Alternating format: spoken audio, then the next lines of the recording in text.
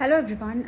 നമ്മളിപ്പോൾ റീസെൻ്റായിട്ട് മീഡിയയിൽ കണ്ടുകൊണ്ടിരിക്കുന്ന ഒരു സംഭവമാണ് ജയം രവി ആർത്തിയുടെ ഡിവേഴ്സ് കേസും.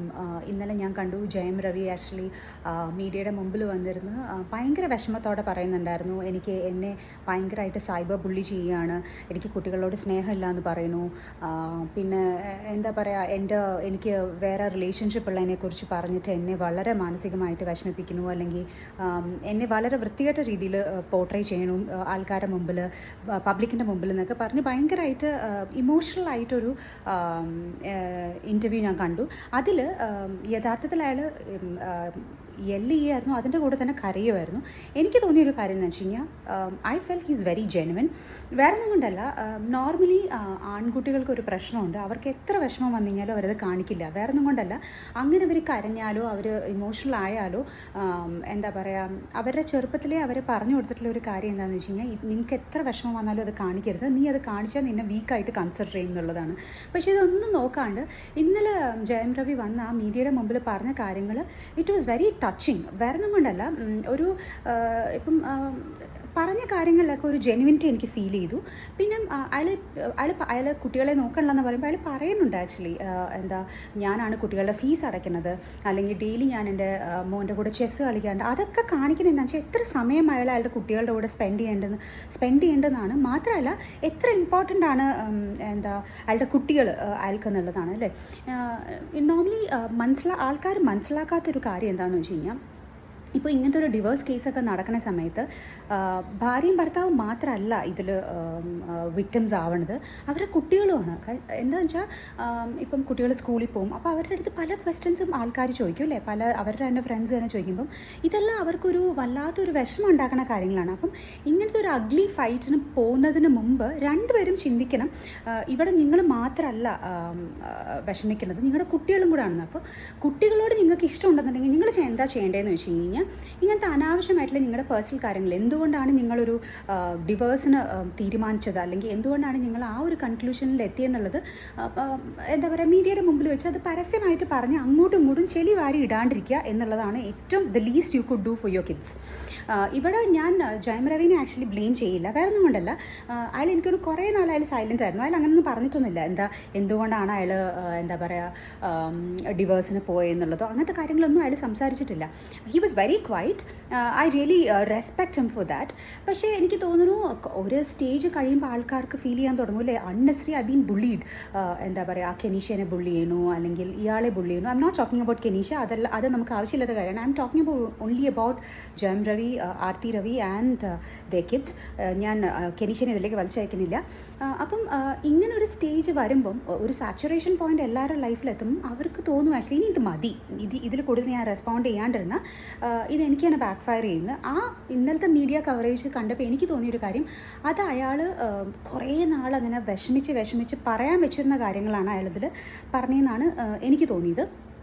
ആൻഡ് വേറൊരു കാര്യം എന്ന് വെച്ചാൽ, ആർത്തി രവി മനസ്സിലാക്കേണ്ട ഒരു കാര്യം, അയാൾ തീരുമാനം എടുത്തു കഴിഞ്ഞു that he don't want to continue with you any more എന്നുള്ളത്. So respect his decisions and ആ ചെളി വാരി എറിയാണ്ടിരിക്കുക. ഇപ്പം നിങ്ങൾക്ക് ഇതിൽ അയാളെ വേണമെന്നുണ്ടായിരുന്നെങ്കിൽ അയാൾ പറയുന്ന ഒരു സ്റ്റേറ്റ്മെൻ്റ് ഉണ്ട്, അതിൽ കയ്യിലുണ്ടായിരുന്നപ്പോഴേ സൂക്ഷിക്കണമായിരുന്നു. കറക്റ്റ്. അപ്പം നിങ്ങൾക്ക് മനസ്സിലായിട്ടുണ്ടാവും ആക്ച്വലി എപ്പോഴാണ് ഇഷ്യൂസ് നിങ്ങളുടെ ഇടയിൽ തുടങ്ങിയെന്നുള്ളത് അല്ലേ. അപ്പോൾ നിങ്ങൾക്ക് അങ്ങനെ if you really want to save the relationship, നിങ്ങൾ അപ്പോൾ ആക്ഷൻ എടുത്തിരിക്കണം. പക്ഷെ നിങ്ങളത് എടുത്തില്ല. അതിനുശേഷം ഇപ്പോൾ വന്ന് അല്ലെങ്കിൽ അയാൾ അങ്ങനെയാണ് ഇങ്ങനെയാണെന്ന് പറയണതിൽ it doesn't make any sense, right? അപ്പം പ്ലീസ് ഡോണ്ട് ഡു ദാറ്റ്. അത് മാത്രമല്ല, അൺനെസസറി ആയിട്ട് വേറെ ആൾക്കാരെ ഇതിലേക്ക് ഇൻവോൾവ് ചെയ്യിപ്പിക്കാണ്ടിരിക്കുക. ഇത് നിങ്ങളുടെ പേഴ്സണൽ കാര്യമാണ്, നിങ്ങളുടെ ഫാമിലി കാര്യമാണ്.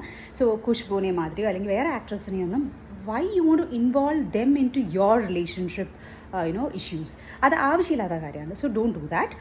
ബിക്കോസ് അവർക്ക് എല്ലാവർക്കും നിങ്ങൾ പറഞ്ഞിട്ടുള്ളതോ അല്ലെങ്കിൽ നിങ്ങളുടെ ക്ലോസ്ഡ് വൺസ് പറഞ്ഞിട്ടുള്ള അറിവേ ഉള്ളൂ ഇതിലെന്താണ് നടന്നിട്ടുള്ളതെന്നുള്ളത് അല്ലേ. നിങ്ങൾക്ക് രണ്ടുപേർക്കും അല്ലെങ്കിൽ നിങ്ങളെ ചുറ്റിപ്പറ്റിയിരിക്കുന്നവർക്ക് മാത്രമേ അറിയുള്ളൂ നിങ്ങളെത്ര സഹിച്ചു എന്നോ അല്ലെങ്കിൽ അയാൾ എത്ര സഹിച്ചു എന്നുള്ളത്. അപ്പം ഇത് ചെയ്യാണ്ടിരിക്കുക. ഏറ്റവും വലിയ റിക്വസ്റ്റ് എന്താണെന്ന് വെച്ച് കഴിഞ്ഞാൽ, first of all you please stop doing this cyber bullying against him. അതാണ് അയാളെ പ്രൊവോക്ക് ചെയ്യിപ്പിക്കണം ഇങ്ങനെ വന്ന് പറയാൻ വേണ്ടിയിട്ട്. പിന്നെ റെസ്പെക്ട് ഹിസ് ഡിസിഷൻ. അയാളുടെ ഡിസിഷൻ എടുത്തു കഴിഞ്ഞു, ഇനി നിങ്ങൾ വെറുതെ അനാവശ്യമായിട്ട് പോയി പ്രശ്നങ്ങളുണ്ടാക്കി you don't damage your character. Character. പിന്നെ ഇത്ര ഭയങ്കര സ്നേഹമാണ് നിങ്ങൾ നിങ്ങളുടെ മക്കളോടെന്ന് പറയുന്നുണ്ടെങ്കിൽ, like if you are telling that you are very close to your kids, you are living for your kids, Aarthi please make sure that ഇങ്ങനെ നിങ്ങളുടെ കുട്ടികളെയും കൂടെ നാണം കെടുത്താണ്ടിരിക്കുക.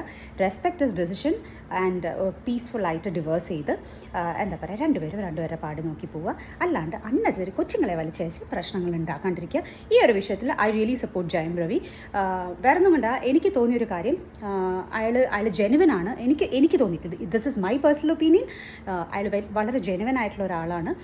ബിക്കോസ് എനിക്കും ഒരു ഫാമിലി ഉണ്ട്. ഒരാൾ പറയണ കേൾക്കുമ്പോൾ നമുക്കത് മനസ്സിലാവും എത്രത്തോളം അതിൽ ജെനുവിനിറ്റി ഉണ്ടെന്നുള്ളതും അതിൽ എത്രത്തോളം കള്ളത്തരം ഉണ്ടെന്നുള്ളതും. I don't know about your side of the story, but ഇത് കേട്ടതിൽ നിന്നും ഞാൻ വായിച്ചതിൽ നിന്നും എനിക്ക് തോന്നിയിട്ടുള്ളത് ജയം രവിയിൽ കുറേയേറെ എന്താ പറയുക സത്യമുണ്ട്. അയാൾ പറയണതെല്ലാം ശരിയാണ് ആക്ച്വലി. അപ്പം ഇങ്ങനെയുള്ള സിറ്റുവേഷനിൽ ഐ സപ്പോർട്ട് ജയം രവി. പിന്നെ as A good mother, please don't do all the stupid things of dragging other people into your family issues. അയാളെ എത്രയൊക്കെ പറയുകയാണെങ്കിലും നിങ്ങളുടെ കുട്ടികളുടെ അച്ഛനാണ്. So give respect to him. പിന്നെ എന്താ പറയുക, സൈലൻ്റ് ആയിട്ട് ഡിവേഴ്സ് ചെയ്തിട്ട് പോവുക. അല്ലാണ്ട് ഈ അനാവശ്യമായിട്ടുള്ള ബ്ലെയിം ഗെയിം എല്ലാം നിർത്തി you move on with your life. And നിങ്ങൾക്ക് ഇനി കല്യാണം കഴിക്കാൻ ആഗ്രഹം ഉണ്ടെന്നുണ്ടെങ്കിൽ നിങ്ങൾ നല്ലൊരു പാർട്ട്ണറിനെ കണ്ടുപിടിച്ച് കല്യാണം കഴിക്കുക. And let him live. അയാളെ ഒന്ന് പീസ്ഫുള്ളായിട്ട് വെറുതെ വിട്. അയാളുടെ ജീവിതം ജീവിക്കട്ടെ. അയാൾക്കൊരു കരിയറുണ്ട്. I'm a big fan of Jayam Ravi.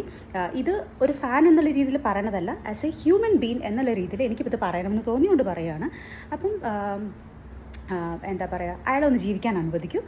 ഇത്രയേ ഉള്ളൂ. അപ്പം ഞാൻ ഈ പറയുന്നതിനോടൊക്കെ നിങ്ങൾക്കും കുറച്ചൊക്കെ ഒന്ന് ശരിയാണെന്ന് തോന്നിയിട്ടുണ്ടെന്നുണ്ടെങ്കിൽ നിങ്ങൾ ഡെഫിനറ്റ്ലി കമൻറ്റ് ബോക്സിൽ ഇതിന് ആൻസർ പറയണം. ഇത് മലയാളത്തിലാണ്. I don't no actually. I really don't know ഇതെല്ലാം ചെന്നൈ ഓഡിയൻസ് കേൾക്കുമോ എന്നുള്ളതൊന്നും എനിക്ക് അറിഞ്ഞൂടാ. ആൻഡ് അങ്ങനത്തെ ഒരു റീച്ചിന് വേണ്ടിയിട്ട് പറയുന്ന സംഭവമല്ല ഇത്. പക്ഷേ ഇത് എനിക്ക് പറയണം എന്ന് തോന്നിയൊരു സംഭവമാണ്. അപ്പം നിങ്ങൾക്കും ഞാൻ പറഞ്ഞതിൽ ന്യായം ഉണ്ടെന്ന് തോന്നിക്കഴിഞ്ഞ് കഴിഞ്ഞാൽ കമൻറ്റ് ബോക്സിൽ യെസ് എന്ന് പറയുക.